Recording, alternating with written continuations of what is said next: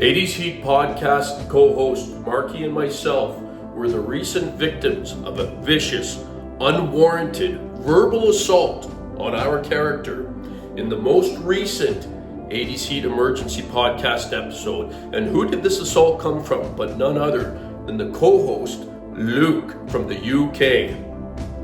Viewer discretion is advised prior to viewing this next clip.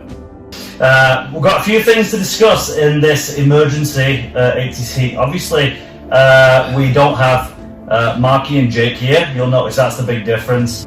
I'm someone who likes to study up on the films. Brian did not take well to this. He did not take well to this at all. I don't know why. Could he be racist? I don't know. And that was it. And ever since, he's been nothing but mean. He's chastised me. He robs my koozie. He did rob the Superman koozie. He doesn't even like Superman. No.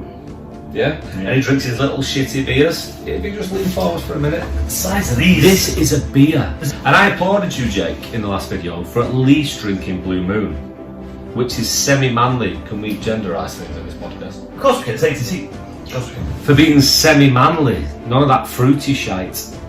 I feel more sympathy. You feel bad for them. Sympathy. Literally. That's why you don't like me.